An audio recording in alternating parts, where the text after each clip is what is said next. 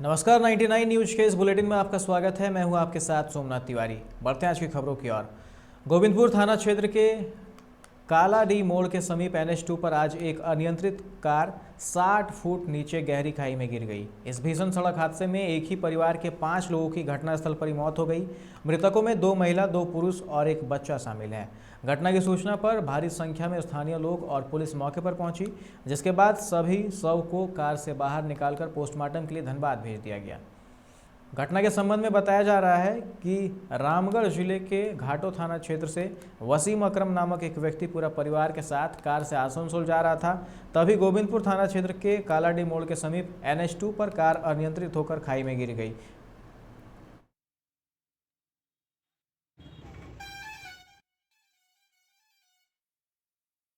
ऐसा हुआ जिसमें एक ही परिवार के प्राप्त जानकारी के मुताबिक एक ही परिवार के ये सभी है। दुखद देहांत हो गया। कहाँ के रहने वाले थे? जानकारी के मुताबिक और जो आधार कार्ड मिला है उसके मुताबिक ये घाटो रामगढ़ जिला अंतर्गत पड़ता है, घाटो टांग।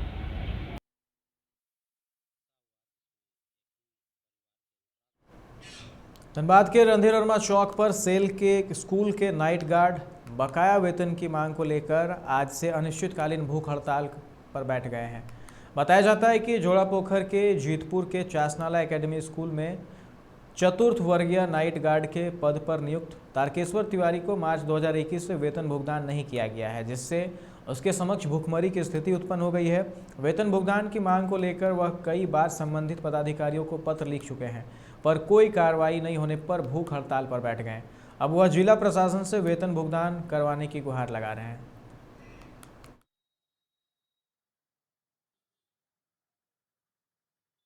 साल से ड्यूटी किए स्कूल में और 8 महीना हो गया और पेमेंट नहीं दे रहा। GM सेक्रेटरी बोलता है फंड में पैसा नहीं है, BPL का पैसा नहीं आता है।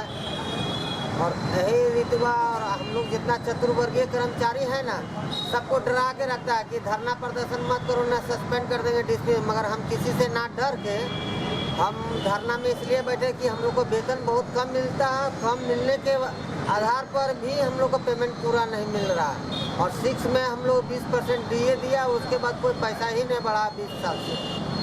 और 8,000 10,000 में हम लोग खटा रहा। टीचर लोग को पेमेंट बढ़ जाता है और 4 ग्रेड का जल्दी नहीं बढ़ता है।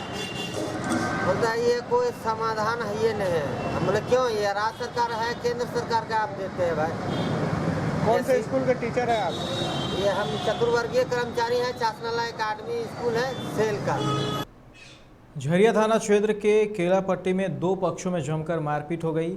इसकी सूचना पाकर झरिया पुलिस मौके पर पहुंची। पुलिस को देख दोनों पक्ष मौके से हट गए, जिसके बाद पुलिस ने वहां से 6 बाइक को कब्जे में कर थाना ले आई।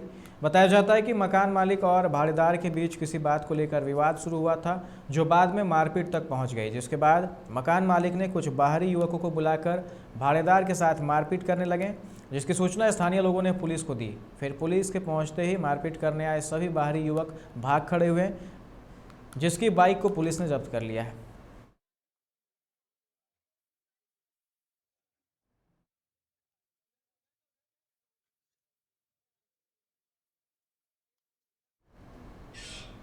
मुख्यमंत्री हेमंत सोरेन के निर्देश पर राज्य के 10वीं पास छात्रों को 2 महीने का प्रशिक्षण देने के बाद पुणे की कंपनियां अच्छे पैकेज पर सीधे बुला रही है। राज्य सरकार के नगर विकास एवं आवास विभाग अंतर्गत नगरीय प्रशासन निदेशालय कार्यालय में बड़की सरैया नगर पंचायत के ऐसे 15 युवाओं को प्रतिमाह 17,500 रुपये की सैलरी पर नियुक्ति पत्र दी गई है। ये वही छात्र हैं जो मैट्रिक के बाद इंटरमीडिएट और कुछ स्नातक की शिक्षा ले रहे हैं।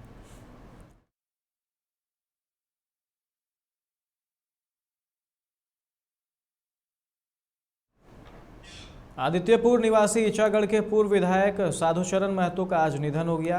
किडनी रोग से ग्रसित पूर्व विधायक का बीते कई माह से कोलकाता में इलाज चल रहा था। 30 अक्टूबर को उनका किडनी ट्रांसप्लांट कराया गया था, जिसके बाद से कोलकाता के RN टैगोर अस्पताल में चिकित्सकों की देखरेख में थे। वहीं सोमवार को अचानक उनकी तबीयत बिगड़ी, जिसके बाद उन्हें पुणे अस्पताल में भर्ती कराया गया, लेकिन आज चिकित्सकों ने उन्हें मृत घोषित कर दिया।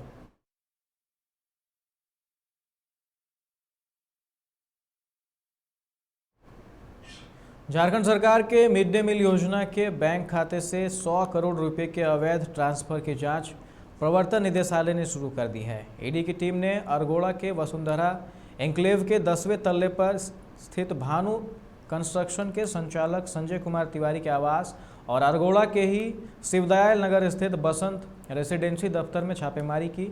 ईडी संजय कुमार तिवारी को हिरासत में लेकर पूछताछ कर रही है।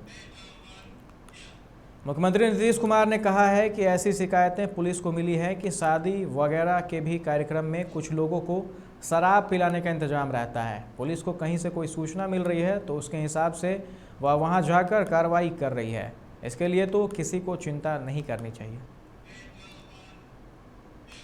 बिहार के छपरा में पत्नी के लिए वोट मांगने निकले निवर्तमान मुखिया के पति पर बम से जानलेवा हमला हुआ है। बदमाशों ने मुखिया की स्कॉर्पियो गाड़ी पर अचानक बम फेंक दिया। इस हमले में मुखिया पति की गाड़ी धूं धूं कर जल उठी और वे बाल बाल बच गए।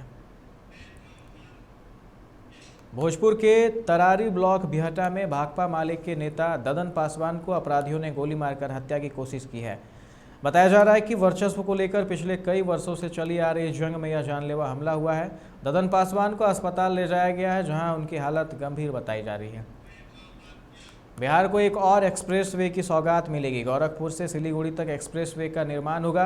इस सड़क का अधिकतर हिस्सा उत्तर बिहार के विभिन्न जिलों से होकर गुजरेगा। यह सड़क उत्तर बिहार के लिए लाइफलाइन साबित होगी। बिहार को यूपी और बंगाल के बीच न केवल आवागमन आसान करेगा बल्कि व्यापार के नए रास्ते भी इससे खुलेंगे।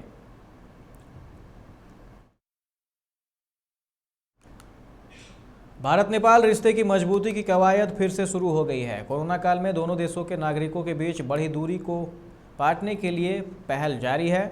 नेपाल के रोहतहट जिला मुख्यालय गौर भारत नेपाल पत्रकारों के साझा मंच मीडिया फॉर बॉड हारमोनी की ओर से भारत नेपाल मैत्री संवाद का आयोजन किया गया। भारत की ओर से संगठन के संरक्षक मुजफ्फरपुर के सांसद अजय निषाद, बिहार विधान परिषद के उपनेता पूर्व मंत्री विधान पार्षद देवेश चंद्र ठाकुर, वीरगंज वाणिज्य दूतावास के महावाणिज्य दूत नीतीश कुमार शामिल हुए हैं। वहीं नेपाल प्रदेश 2 के मंत्री ओम प्रकाश शर्मा, मंत्री योगेंद्र यादव ने शिरकत की।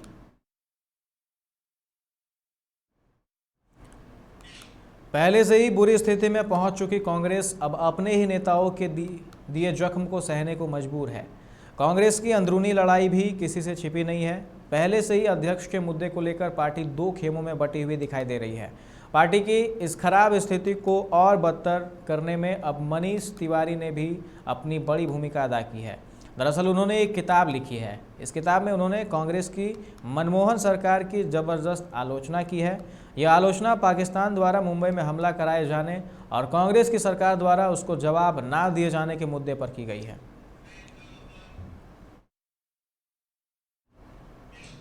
लद्दाख में गलवान घाटी में चीनी सैनिकों के साथ हिंसक झड़प में शहीद हुए कर्नल संतोष बाबू को मंगलवार को महावीर चक्र से मरणोपरांत सम्मानित किया गया। राष्ट्रपति रामनाथ कोविंद ने संतोष बाबू की माता और पत्नी को वीरता पुरस्कार सौंपा। वहीं उनके साथ ऑपरेशन स्नो लेपर्ड का हिस्सा रहे वीरगति को प्राप्त 4 अन्य सैनिकों को भी वीर चक्र से सम्मानित किया गया। नायब सूबेदार नुडूराम सोरेन, हवलदार के पिलानी, नायक दीपक सिंह और सिपाही गुरजेत सिंह भी इस ऑपरेशन का हिस्सा थे। वहीं सोमवार को हुए अलंकरण समारोह में ग्रुप कैप्टन अभिनंदन वर्तमान को वीर चक्र से सम्मानित किया गया था।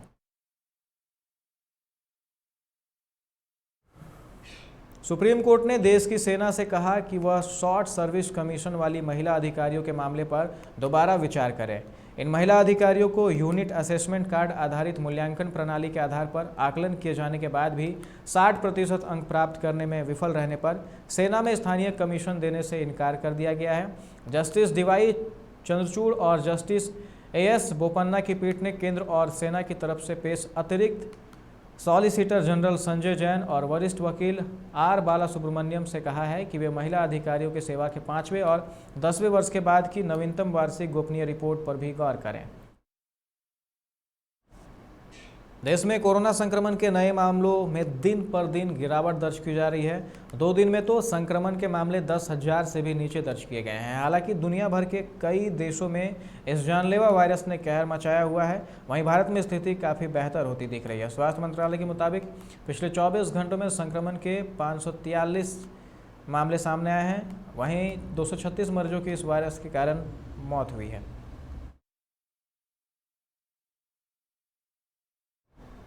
इस बुलेटिन में फिलहाल इतना ही। तमाम खबरों के लिए आप देखते रहें 99 न्यूज़। नमस्कार।